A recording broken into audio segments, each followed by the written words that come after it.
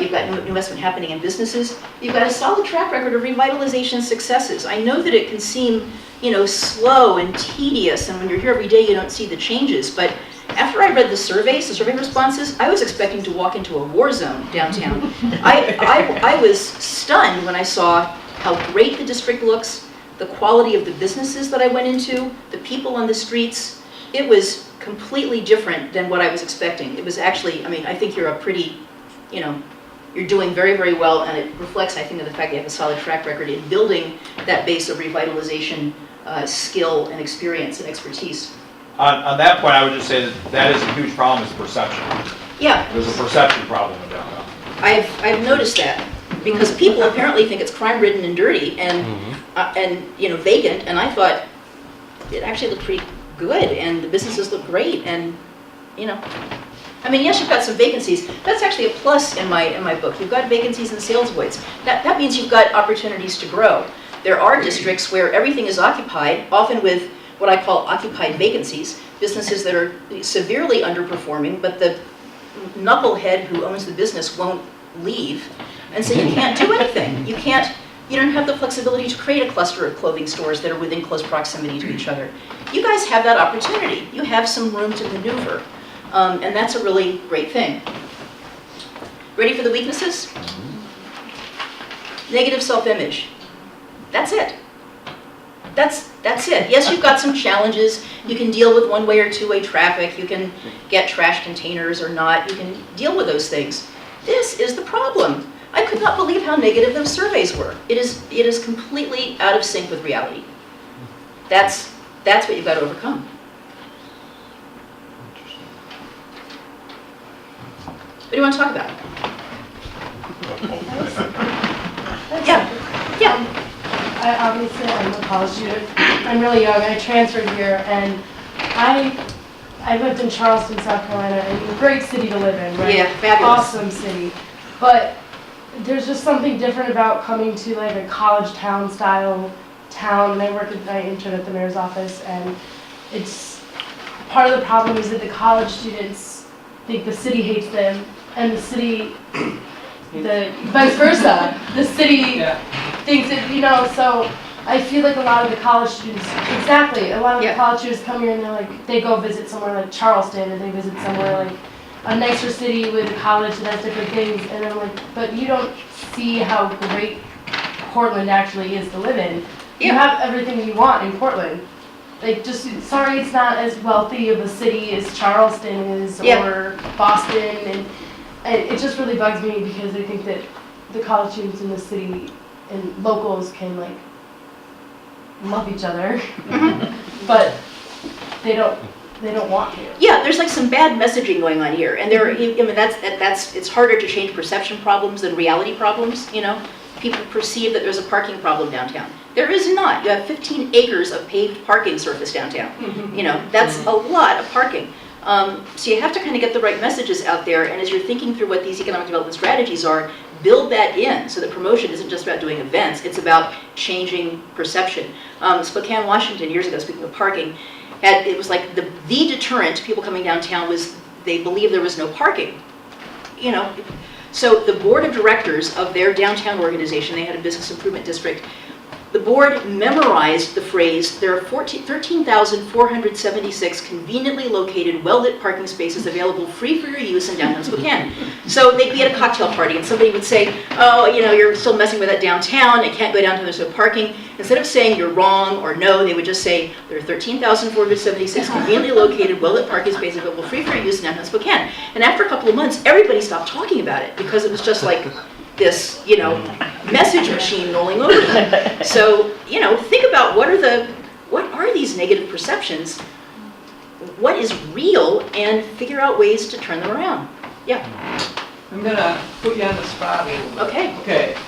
I'm a transplant, and I have had about a 15-year outside interesting perspective. And the very first thing that we identified was that if Cortland has a big "kick me" sign on its back, Right. So if you take that negative self-image, you've met individuals with negative self-image. What happens when you try and convince them that they've got a negative self-image? I don't think you can convince people You that can't. they have a negative self-image. What you can do is promote what's great. And then people, they just kind of tune it out. So you focus on the positive. Right. And But what I'm chip away at saying the is negatives. that person needs to start changing their own self-perception. They will. And that's what we found is the biggest challenge. If you try and say, wow, this is really awesome, what's going on here? The defensiveness goes up. Yeah, but And that's, that's what's hard to be an outsider. We had, when we were coming to visit, to see if we wanted, because we literally went like this to Cortland wow, and chose that way. that was courageous. Because we knew what we were doing. In spite of the resistance, we still think we knew what we were doing. Yeah. Because we knew how to look for the things. Our kids had really good schools to go to. Right, It so was she's a saying walkable Portland's a cool place. community, right? Yeah. But that challenge still exists. You Yeah. have to kind of just go, okay, I'm just going forward, Yeah, and you kind of do. So here's an example. I told you that when I was a downtown manager in Charlottesville, Virginia, we had these 5,000 workers who wouldn't eat lunch downtown. So we kind of launched an all-out, multi-front campaign to change that, including working with the restaurateurs to get them to have quicker lunches. One of the things we did, because the downtown workers were just, they had years of experience not eating downtown, and they were not going to change. We launched this major promotional event. My poor predecessor had been driven crazy by promotional events, and somehow I did it anyway. And it was a live daily soap opera called Noontime Downtown. Took place from 12:15 to 12:45, Monday through Friday, for 8 weeks in the summer. It was outrageously funny. We had a student at the university draft the script for the summer. It was just a draft. The actors and actresses ad-libbed a lot of it. The people who acted in it were all people who worked downtown. We had a nurse at the university hospital who wanted to be in it, so we wrote a part for a nurse into the play. Since we had a nurse, we had a doctor. There was a lawyer downtown whose most of his career had been made on malpractice suits against doctors. He had to play a doctor this time. There was a developer in town who gave us money to get it started, so she got the lead role. She was Marina.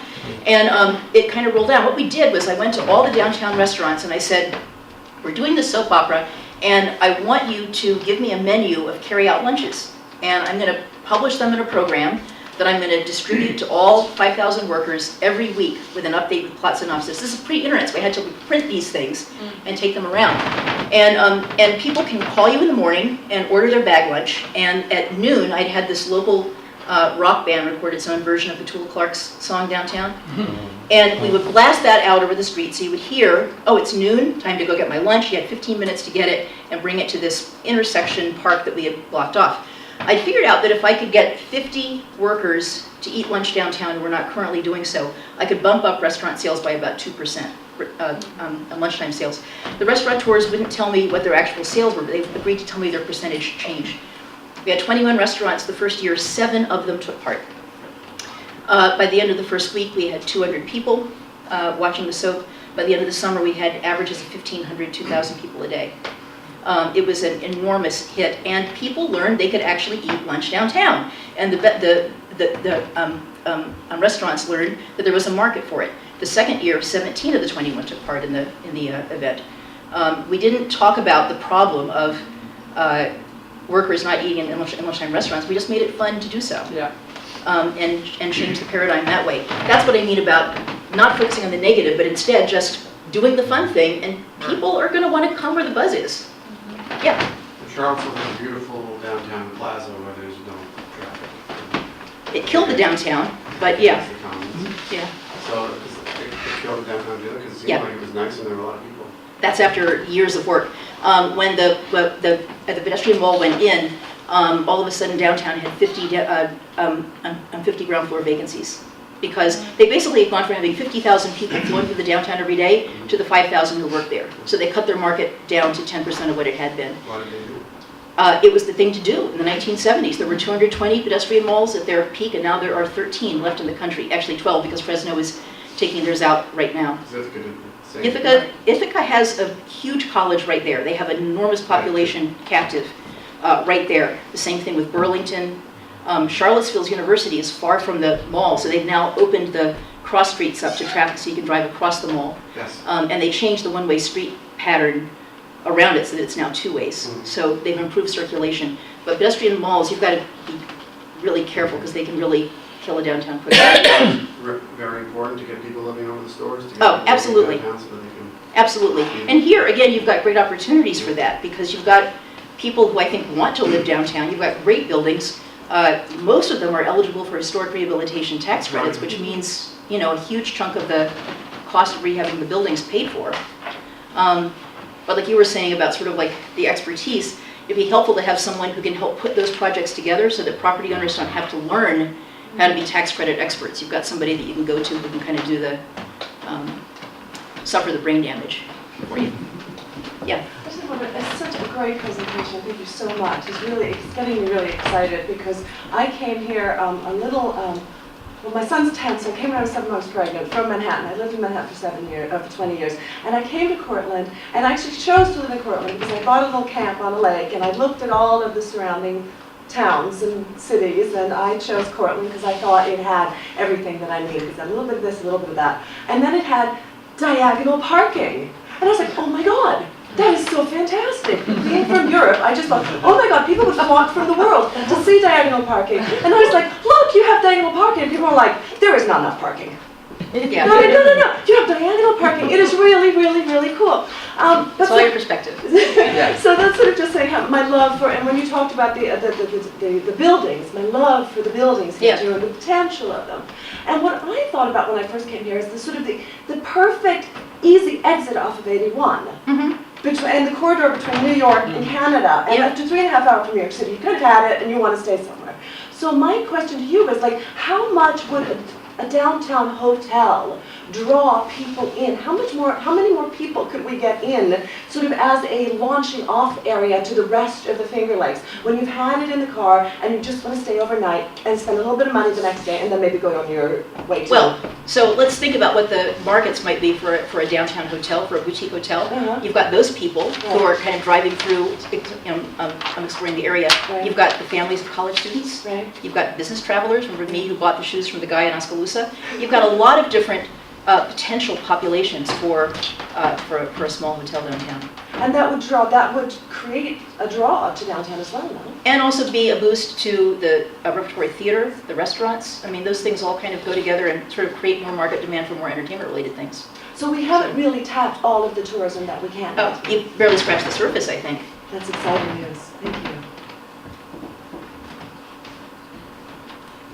Could you talk a little bit about the positive or negative impacts of, I don't want to say non-retail, but more office-type uses in storefronts that don't necessarily have a lot of interaction with the site? Yeah, I mean, I should say obviously better, but it's not necessarily obvious. It is generally better to have retail uses in ground floor spaces. Their storefront windows were designed for displaying stuff, and the whole evolution of glass and storefront windows kind of goes, there's a whole thing there. But non-retail businesses provide workers and foot traffic for downtowns too, so they are also valuable. If you can get them on side streets and upper floor spaces, great. Sort of peripheral spaces are better. But what's really important is animating the storefront window. So that people, because if people come to a dead zone where all of a sudden there's a vacancy or there's a personal service or professional services business that has window blinds that are closed or glazed glass that you can't see in, people perceive that as this is the end of the retail area and they turn around. But if you can just make it lively, I've seen, there's an Edward Jones office not far from where I live, about a mile and a half, that has an old ticker tape machine in the window and it just, rolls out ticker tape all day long. It's great, kids love to watch it. So yes, retail is best, and especially when you can kind of cluster it so that there's some synergy between the businesses that are in that sort of micro region. And there's a real science to it too. You want to kind of, through a downtown, space destination businesses far apart from each other so that people are driven to walk from one to the other so they move through the district. You want convenience businesses clustered near major employment centers, major parking lots, places where people are going to think of things spontaneously. And then you want those comparison products and services like clothing and furniture grouped near one another so that they create a strong cluster together. Again, I would like to come back in 5 years and see most of your storefronts filled up, but the fact that you have some vacancies now means that you have some room to plan where those clusters might go and get related businesses physically grouped close to one another. And that's a real advantage. Again, I'll say that the disconnect between what I saw in the surveys and what I saw actually here today is like, I actually can't think of an example in all my many years of this where there's been that big a disconnect. It was enormous.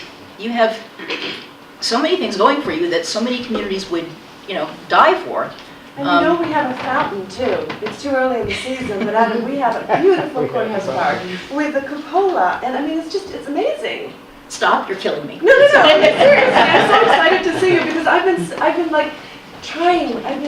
This is beautiful. Yeah. Now, changing those negative perceptions is hard. It takes time and persistence, and it takes a cheerful attitude. All we need is her right there. Can I ask you one more question? Yeah, Because sure. I had this idea, especially Matt Cook, our city finance director, asked me many years ago, how do we create pride in Cortland? And I was stumped.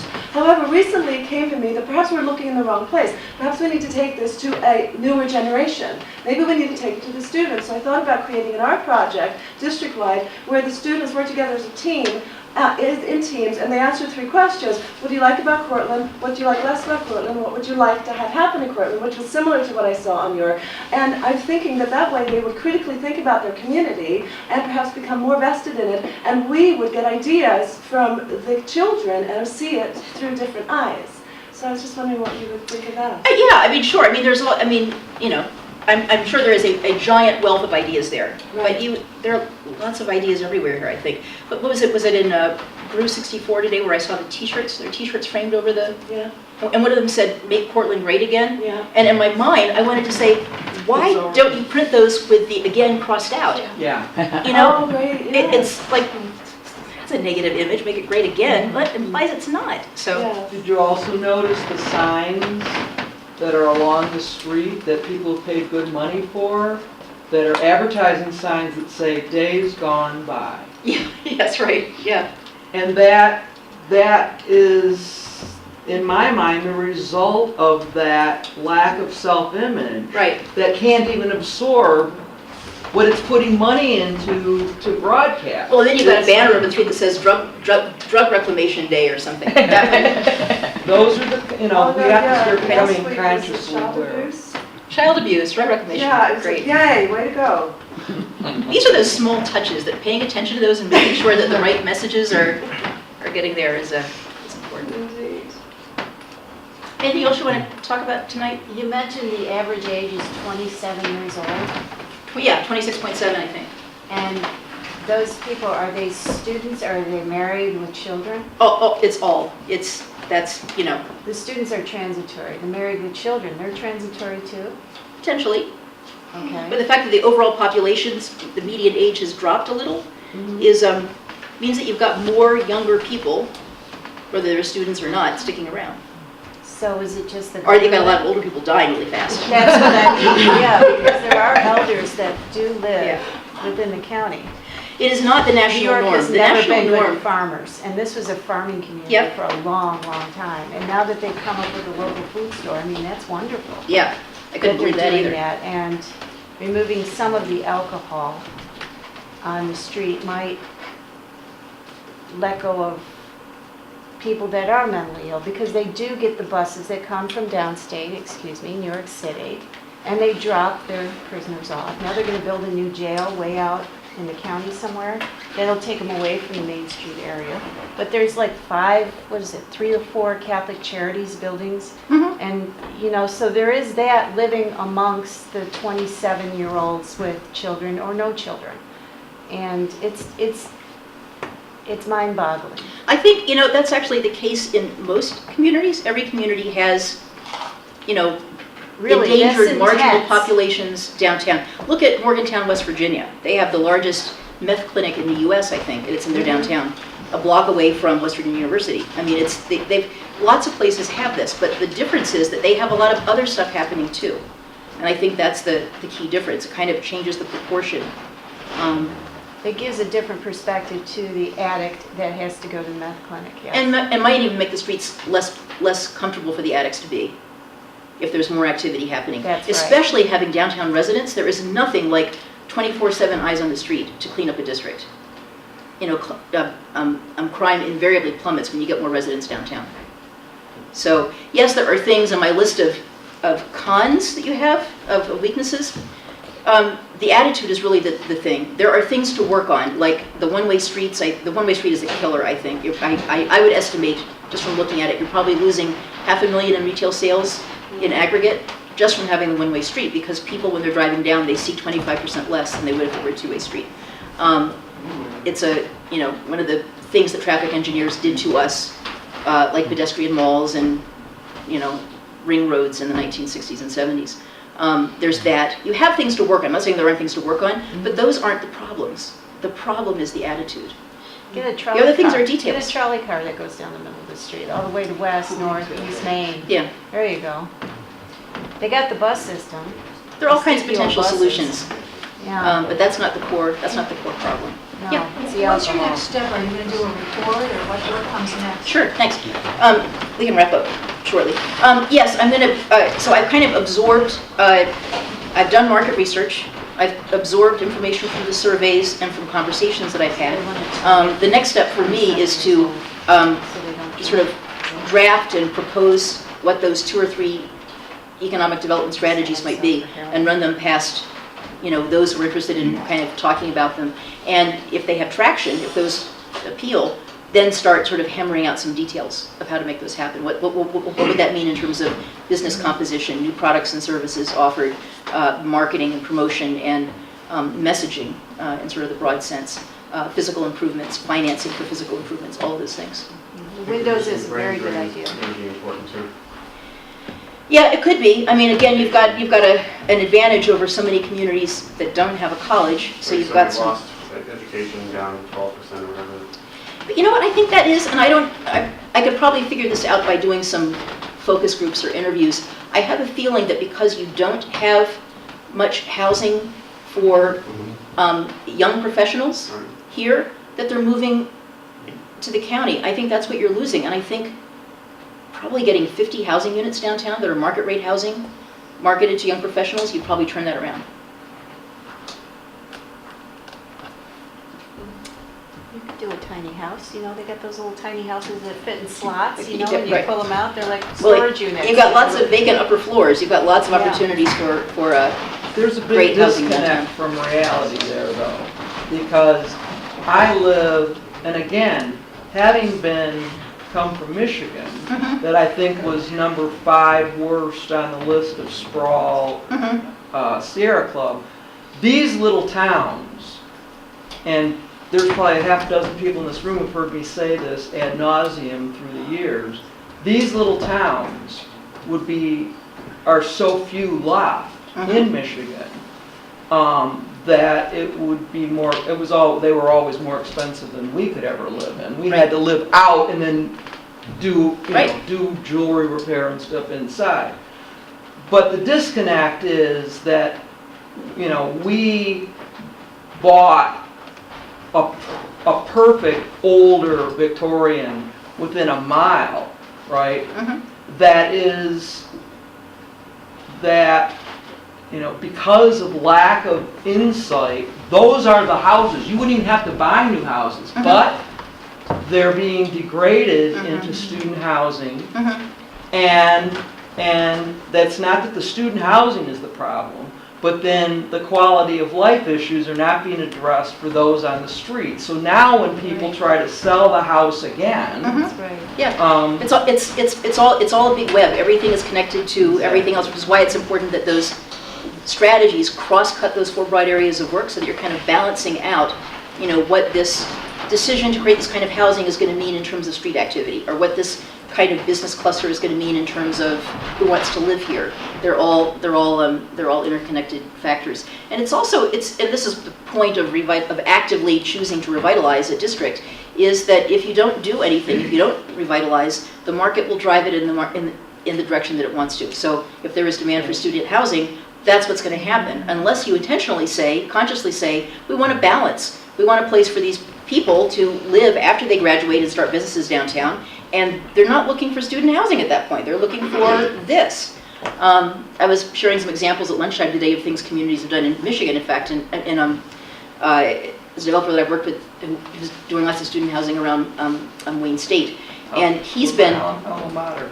There you go. So what he's doing is he's developing sort of moderately priced but market rate housing for graduate students and recent grads who are staying there and opening businesses. He rents the apartments. He sets aside a part of their rent every month into an escrow fund, an interest-bearing escrow fund, and if they choose to buy the apartment and convert it to a condo after 3 years, that money is their down payment. So he's That's making fantastic. it easy for them to stay there and get invested. So there are things you can do to make the market, to shape the market the way you want it, but it's important to choose to do that. And I feel like there's a little bit of despair here. I saw despair in the surveys. You've got so much, the community has so much going for it, that it's a good moment to step in and say, okay, enough, here's who we really are, let's do this. So. Thank you. Thank you very much. Thank you so much. So we'll look forward to sharing those final recommendations. In the meantime, please get involved with the Cortland Downtown Partnership. We're a very small staff, but we're a decent-sized city. So if we're working together, we can get a lot more done. Social media, we have our 4 committees. The meetings are always posted. They're monthly. They're standing committees. Please get engaged. Thank you.